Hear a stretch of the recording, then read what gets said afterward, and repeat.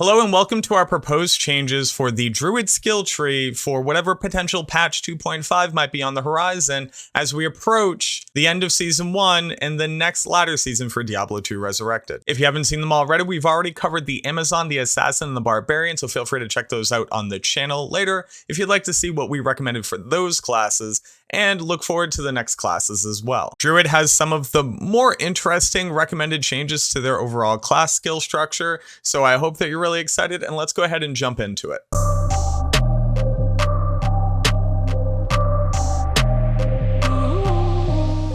Starting on the left side of the elemental skill tree, realistically, there are only two skills that really need to be looked at. So let's start with Volcano.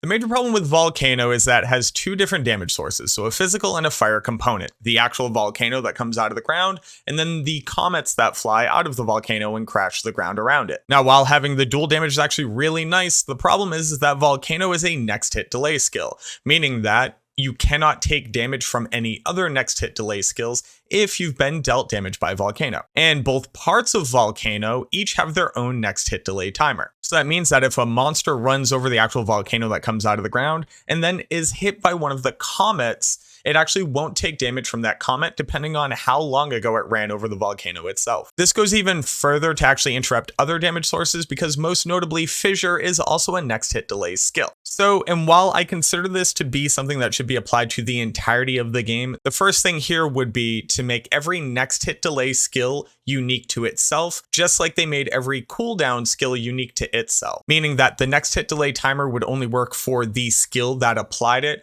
rather than interrupting other skills. And if that were the case, I'd also like to see next hit delay applied separately for the comets versus the actual volcano itself, meaning that you could get both of your damage sources onto one target at any given time. In addition to that, the overall damage output of Volcano is fairly lackluster. I really like to see Volcano cement itself as a true physical damage portion of the left side of the elemental skill tree. So at the very least, bumping up the physical damage aspect of it. So you kind of had this small area physical damage AoE nuke that you could drop. It'd be really nice and help to round out the whole kit of an elemental druid. Moving into Armageddon, the first glaring issue with Armageddon is that its base duration is only 10 seconds. And then on top of that, it's going to gain 2 seconds per hard skill point you put into Fissure. At max skill level, it only lasts for 30 seconds. I'm not sure why Armageddon has such a reduced duration, and I understand that it has parity with Hurricane, which also maxes out at 30 seconds. The main problem being here that when you are casting fissures and molten boulders and volcanoes and throwing in firestorms, it's almost impossible to see whether or not your Armageddon buff is actually still active. So I end up forgetting to recast it the majority of the time, and I'm missing out on a lot of potential DPS. Honestly, there's no reason why this skill couldn't be a minimum duration of 1 minute, and then changing over the Fissure synergy to actually increase either the radius or the rate at which projectiles fall from Armageddon, which is another one of the big issues that kind of reduces its overall DPS. Arctic Blast, like the other channeled skills, notably Inferno and Wake of Inferno Trap, would work a lot better if it were to generate a cone with a reduced radius, so it's just more likely that a target is being hit by your Arctic Blast, rather than hoping that the projectile makes it out to a target before they move, which happens all the time. In addition to that, it kind of stinks that as a primary skill in this tree, if you wanted to go cold druid, it doesn't actually synergize with Hurricane, the only other cold damage skill that you have available to you. So it would be nice to see a synergy added to it as well, just so that at least in the mid game and the early late game, Arctic Blast could be a skill that saw some use. Walking into Twister, a lot of people may not know this, but Twister has a 1 second next hit delay. That means that even though you can cast Twister at much faster than once per second, you actually cannot deal damage or stun targets greater than once every second. For Twister to actually have any use as a utility skill and potentially as a close burst physical damage skill, that next hit delay either needs to be completely removed or drastically reduced. Something down to a Nova next hit delay like 4 frames might work a lot better, but even if it were to drop down to something like 6 frames, so 4 times a second rather than once a second, maybe Twister would have any use at all. Tornado, the skill, is actually in an incredibly healthy place. The only problem with it is unless you have played a lot of Tornado Druid and you've spent a lot of time practicing, the directions that a tornado can travel in, depending on the point that you are casting at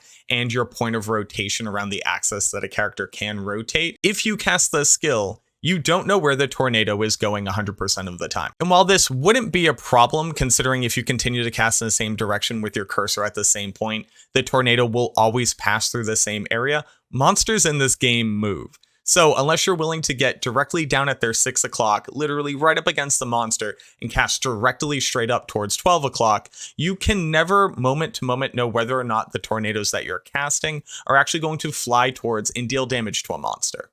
Moving over to the shapeshifting tree, I just wanted to point out something here that I have recommended in previous videos and at previous times during the development of patch 2.4 and the start of Diablo 2 Resurrected, and it is the fact that skills having prerequisites in the tree does nothing to increase the fantasy or game feel or overall experience, and only goes to waste skill points and drastically reduce build diversity. So what do I mean by that? If I want to be a Shockwave Werebear that also has access to Fire Claws to have an additional damage type and a lot more physical damage and melee capability, let's look at the skills I have to take before I can do that. Obviously, Werebear itself, and then its primary skill, Maul. That makes complete sense. And then I would go down to Shockwave. But for me to get to Fire Claw, I need to put a point into Werewolf, a point into Feral Rage, so that I can get down to this skill. Oh, and also, if I'm a pure Werebear, for some reason, I also need to take Werewolf so I can get to Lycanthropy, which is an absolute necessary bare minimum 1-point wonder for any shapeshifting build. Now, here's the kicker. I get the idea where it'd be shifting between Druid, Werewolf, and Werebear, depending on when the situation calls for having a big melee tank and then maybe some more run speed and survivability. But that's just not how builds work in Diablo 2. Every point is incredibly sacred and super important to the overall capacity of your build to be successful. So the fact that if I just want Fire Claws, regardless of whether or not I want to be a Werewolf or a Werebear, I need to put 2 points into 2 skills I'm literally never going to use at any point in the endgame. And then on top of that, if I want to be a Werebear, I can't get Lycanthropy unless I'm willing to waste 1 point being put into Werewolf. So first and foremost in this skill tree, I would say one of 2 changes. 1, completely get rid of prerequisites across all skill trees. We don't need them, they don't make any sense, and in some cases make such a counterintuitive build path for characters to get access to individual skills that it completely stymies build diversity and having enough points to actually try different hybrid builds. If we're not willing to completely axe it altogether, why aren't the passive and neutral skills here in the tree connected? So how come Lycanthropy doesn't build into Fire Claws, doesn't build into Hunger, and then the Werebear skills be on one side and the Werewolf skills be on the other side?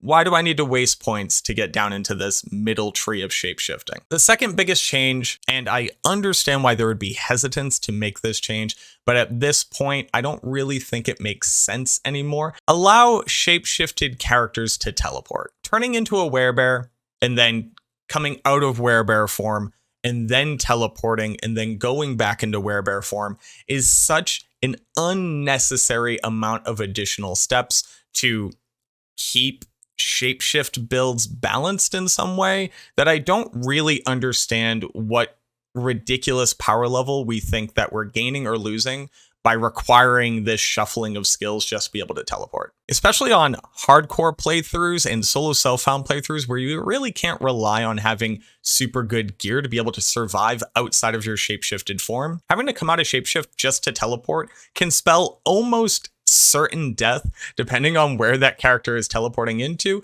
and whether or not you get a rubber banding with the teleport, especially on Battle.net. It's just this unnecessary hurdle that's overall hurting the gameplay experience and making unique and interesting builds like a shapeshifter druid just that much harder to actually get into and making it much less intuitive.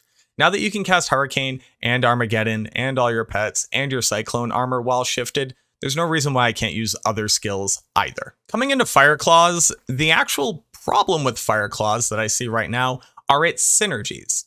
So if you look at the synergies, they are Firestorm and Molten Boulder.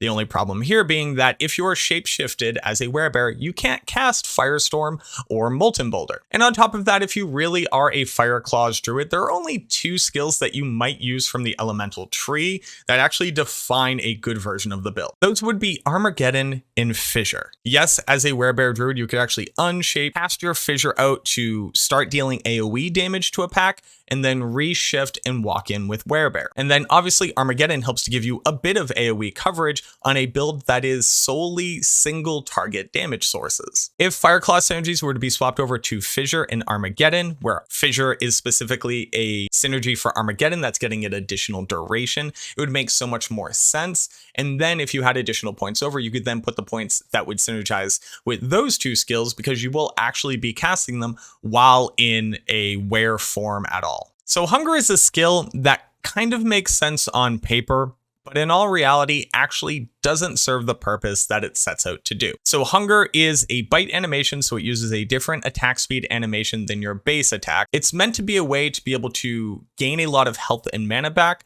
but so that it wouldn't be too powerful, it has the minus 75% damage tag on it. Dealing less damage to be able to get yourself back mana and life just doesn't make as much sense as using the regular skills that have plus to damage, and then just wearing sources of life stolen and mana stolen per hit. And we were thinking a lot about Hunger, and one of the first things I came up with was that this could say no minus damage on it at all, and I still wouldn't use this skill. Now, there is a change that could be proposed for Hunger so that it could serve the purpose that it set out to do, and give a new utility skill to were-shaped forms, and Hunger could always hit. So not only do you now have this skill that while it may return less life and mana than doing a regular attack, you know it's always going to hit, so you are always going to recoup that life and mana if you're attacking a target that can be leached from. And now shape-shifting forms have a tool that could be utilized in examples like the Uber fights, where now that you have an always hit on an attack frame that's pretty easy to get up to max frame, you could build around that as an early game or budget version of an Uber killer. I think it kind of balances itself out, because in all reality, Fury is going to be better on endgame gear for killing Ubers. You're just gonna be able to attack faster and apply more damage to them. But having an option like this allows us to create a secondary budget Uber killing machine, and not everybody would have to run a Smiter Paladin just to get their early game torches. Maul. Great skill. I really like what they did to it. The only problem with Maul is that it takes a few too many hits to actually get up to its max stacks of attack speed. And the werebear was already penalized so hard by the changes that they made to the were shape attack speed formula. So those first couple of hits on Maul, while you're never really in danger, and especially at endgame, it's only just an inconvenience, but you feel like you're attacking through molasses before you get up to your max attack speed, and it doesn't even come close to the max attack speed as the werewolf is able to reach. So if Maul could just take less attacks to be able to get up to its max stacks, and then just maintaining them at the same rate that they normally did, it would go a long way to make the Maul werebear feel a lot better and feel less like complete crap when compared to its werewolf contemporary. Shockwave.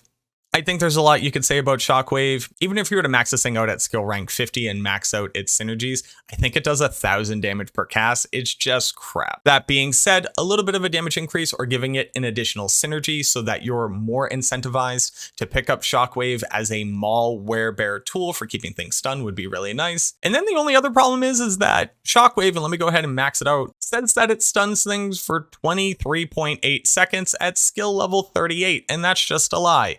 It caps out at 10 seconds. Every stun effect caps out at 10 seconds. I don't understand why this tooltip is lying, considering the devs put in a lot of time to make sure that tooltips were more clear and correctly communicating the actual values on them. For some reason, Shockwave didn't get that treatment, and it's just wrong. So if the skill could stop lying, that would be pretty great. Coming into the summoning tree, there's just a general change that I would like to see applied across for all of the different spirits that you have, and it's either making them completely untargetable or making them significantly tankier. The problem with the spirits is that even though the AI was supposed to be made better so it wouldn't just go running into monsters, they just still do, and they all get one-tapped, especially when you're fighting act bosses that are going to deal additional damage versus your summons. Having to recast the summon all of the time already feels really bad on the Druid. Other builds that would like to gain access to something like part of the Wolverine from charges, for example, cannot rely on that spirit actually staying alive. And I don't think that this is bringing any good theming or fantasy to the build as it stands. And while I could understand having to resummon it every once in a while if there was a freak amount of damage that was dealt to it or it got hit by a lot of AoE, all in all, I just don't see a reason why these spirits need to be able to be targeted. They're spirits, right? They could be ethereal. They could be completely immune to damage.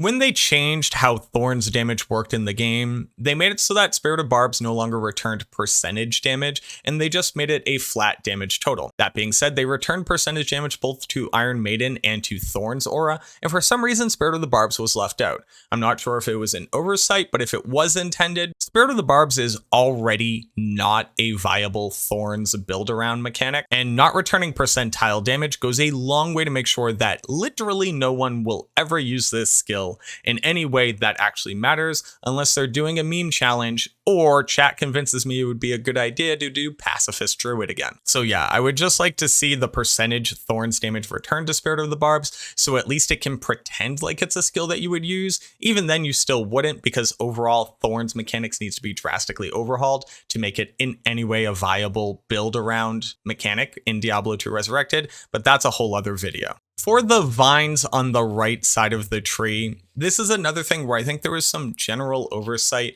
when they implemented the change that allowed you to summon everything in the middle tree simultaneously. First off, there is no world within which summoning all three vines simultaneously would be in some way too overpowered. But right now, having to make the decision between the kind of broken poison vine or summoning a carrion vine that just returns health to you whenever it eats a body, or the solar creeper, which only returns mana to you when it eats a body, there's just nothing really here that warrants using these skills or some reason to prohibit you from summoning all simultaneously. The second big change would come down to these last two vines right here. So Carrion Vine and Solar Creeper could return life to everyone in your party and return mana to everyone in your party, as well as to all of your summons. And then they would actually serve some kind of purpose on the Summon Druid build, because there is no world within which you are so desperate for mana regen that you are going to be using Solar Creeper at all or putting more than 1 point into this monster and then having it incredibly sporadically and slowly regaining you mana.